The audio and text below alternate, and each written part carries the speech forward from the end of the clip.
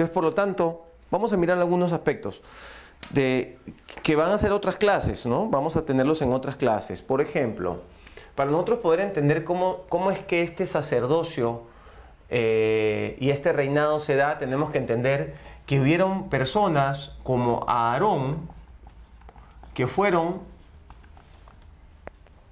separadas por el Señor para una unción específica. Es decir, Aarón es el que tenía que ungir a los sacerdotes.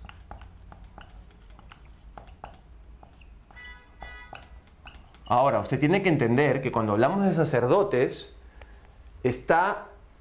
Melquisedec está por encima de Aarón. ¿Ok? Muy bien. Ese Melquisedec del que hemos hablado anteriormente, que estuvo con Abraham. Entonces luego tenemos a David. David, que es el que va a dar la línea real del pueblo de Israel, de reyes, el reinado. Entonces tenemos algunas condiciones. Número uno, David tenía que ser de la tribu de Judá.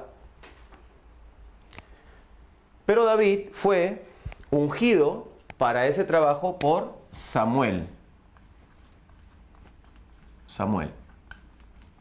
Entonces Samuel unge a David y lo ordena para que trabaje en el área real y desarrolle este evento profético que tenía que ver con la promesa hecha a Judá en Génesis 49, que de él iba a salir el Mesías, pero es a través no solo de Judá, sino de David.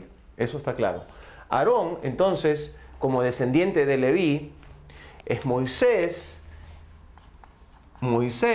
quien lo designa. Dios usa a Moisés para designar a Aarón y sea entonces ahora a través del cual se iba a dar la línea sacerdotal, los sacerdotes.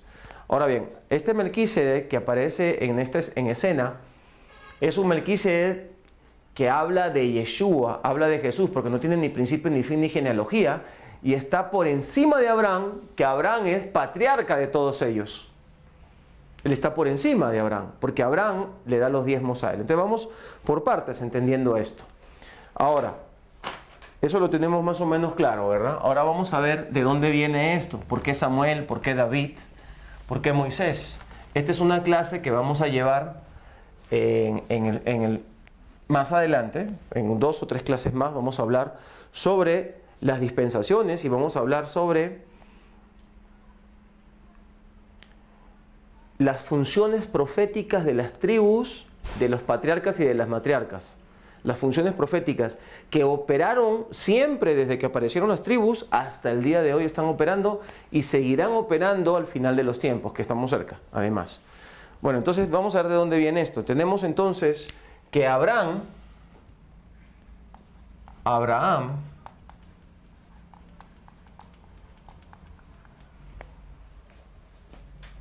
transfiere la promesa a Isaac.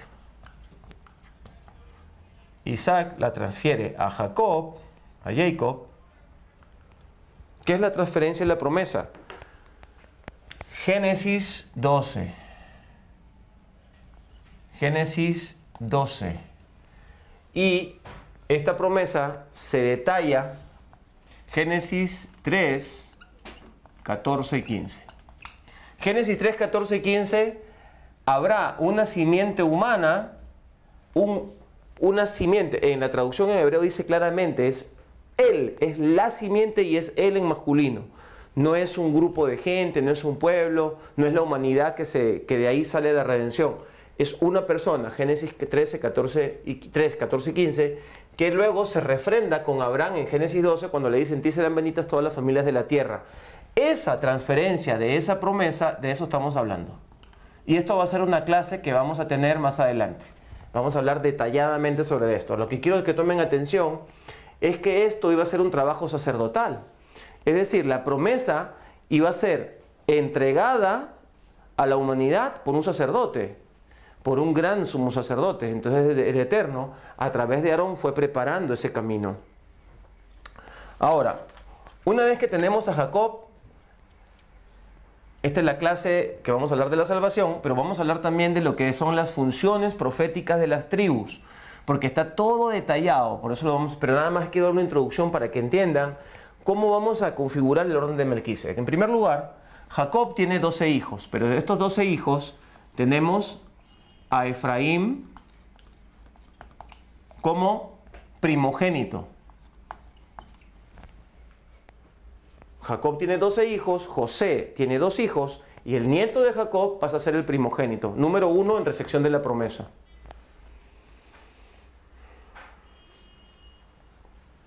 Pero habían otros personajes que Dios había mostrado a través de Jacob, que es Judá.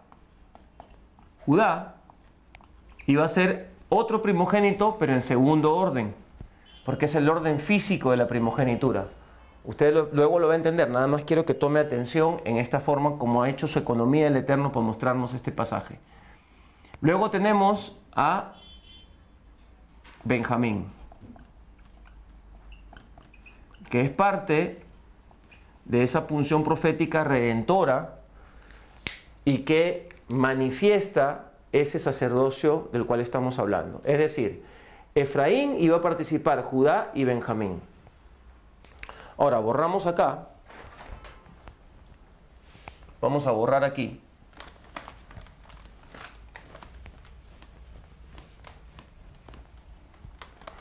Judá y Benjamín. Entonces decimos que tiene que Judá y Benjamín. Entonces estamos hablando que Jacob tuvo 2 esposas. Una de ellas es Lea y la otra es Raquel.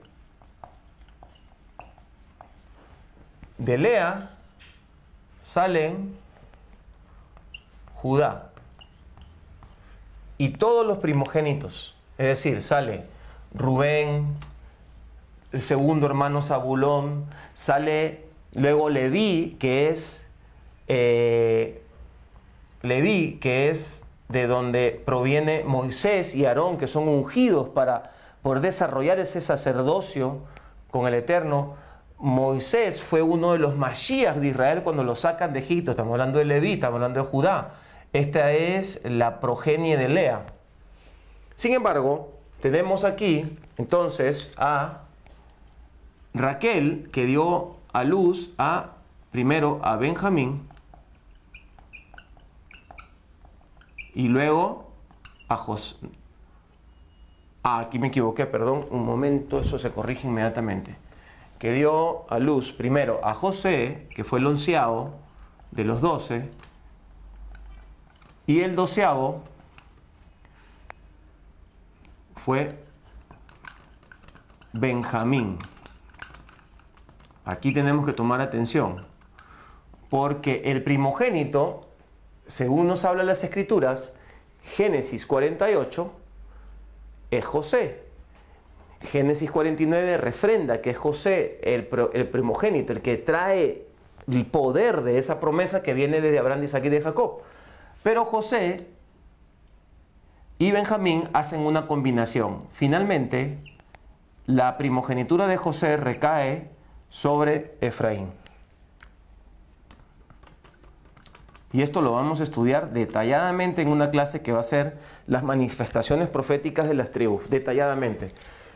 Pero aquí tiene que ver usted, Jacob, Lea, Raquel, José, Benjamín, Efraín, Lea, Judá. Entonces aquí tenemos ahora sí, primero tenemos a Moisés, que saca al pueblo de Egipto, pero es uno de la tribu de Efraín, que es Josué, quien realmente toma la tierra, entra a la tierra, conquista todos los territorios y reparte la tierra a las tribus, que Josué es de la tribu de Efraín. Entonces luego tenemos a David, pero David es ungido por este gran sacerdote y profeta Samuel. Todos ellos, según el orden de Melquisedec, porque esto es algo que venía paralelo a lo que de manera oficial se venía hablando. Entonces Samuel unge a David. Pero antes de Samuel ungir a David, ungió a Saúl. Saúl, entonces, es de la tribu de Benjamín. Estas 3 tribus Efraín, Benjamín y Judá, la vamos a ver detenidamente cómo se repite una y otra vez desde las 12 tribus, Jacob, las 12 tribus, Raquel y Lea, hasta el final de los tiempos. El mismo Mashiach está involucrado, digamos, en el mismo Mashiach está claramente determinado la unión de estas dos líneas de primogenitura, de Judá y de Efraín. Efraín principalmente. La palabra lo dice en Segunda de Crónicas, capítulo 5, claramente, que él es el primogénito. Ahora bien, lo que yo quiero recuperar aquí es la perspectiva del orden de Melquisedec. Es decir, aquí tenemos una línea sacerdotal con Moisés y luego tenemos una línea, ¿verdad?, de reinado. Pero a estas se cruzan unas con otras. Y a la hora que el Eterno levanta en la tribu de Leví con Moisés y con Aarón, aquí yo debí poner Aarón y se me fue, aquí tenía que estar Aarón al lado de Moisés. Al momento que esto se determina a través de Moisés y Aarón, entonces sí, surge una línea genética y de transferencia de autoridad de lo que es el sacerdocio, la unción de sacerdotes. ¿Ok? Y luego con David, vamos a borrar ahora nuevamente aquí y vamos a hacerlo aún más claro todavía. Ahora ustedes están viendo que estas tres tribus se entrelazan, están entrelazadas unas con otras. Y se van a quedar fascinados cuando estudiemos cómo la Biblia estadísticamente, sin ningún tipo de interpretación prácticamente, te demuestra que el Eterno no se ha movido en ningún evento profético importante, determinante, hasta el día de hoy, que no tenga que ver con Efraín, Judá y Benjamín, incluido nuestro propio Mesías. Entonces ahora sí vamos a mirar lo que es Melquisedec. Con verde. Melquisedec. Fíjense. Entonces, Melquisedec es rey de justicia. Eso es lo que quiere decir, rey de justicia. Pero es sacerdote, es rey de justicia, ¿verdad? Pero también es rey de paz. Este reinado de justicia es realmente el sacerdocio. Porque él es gran sumo sacerdote según el orden de Melquisedec, según el orden de justicia.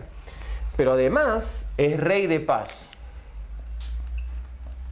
Aquí tenemos estas dos cosas. Entonces, Yeshua descendía directamente de David, ¿no es cierto?, como rey de paz, rey de completitud, rey como hizo David. David tomó todo el territorio a través de Salomón, porque el Mesías tenía que ser de David y de Salomón, porque David tuvo otros hijos, pero tenía que ser de Salomón. Shlomo viene de la palabra Shomea o Shalom, o sea, el que escucha a Dios, igual que Samuel, y también el rey de paz. En realidad nunca hubo tanta paz como en el tiempo de Salomón, 40 años de paz completamente, ese reinado de Judá, el reinado de David. Entonces, Yeshua desciende de David y desciende de Salomón, como rey de paz.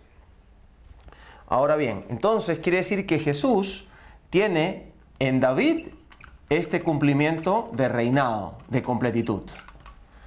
Ahora, ¿de dónde sale entonces el sacerdocio? Según el orden de Melquisedec, en la forma natural. Pues muy fácil, él fue ordenado por Juan Bautista. Juan el Bautista. Y este hombre era realmente el sacerdote en el tiempo de Jesús. Entonces, cuando Juan Bautista lo ordena a él, es decir, lo bautiza, hace la inmersión, bautizo es el nombre que se usa de manera occidental, es la abdilá. Entonces, en ese momento, por eso cuando Juan Bautista lo ve a Jesús, le dice, pero, ¿cómo yo te voy? Tú deberías bautizarme a mí, tú deberías hacerme la abdilá a mí, yo no soy digno ni siquiera de ponerte el zapato. Y Yeshua le dice, es necesario que se haga toda justicia para que se cumpla el sacerdocio físico necesariamente que tenía que cumplir Yeshua como hombre. Tenía que ser ordenado y puesto como ahora él le entregaban la posta, exactamente como hizo Samuel cuando ordenó a David. Samuel de la tribu de Efraín, no se olvide usted de eso. Ahora fíjese lo interesante, vamos a leer aquí en Lucas 1:18.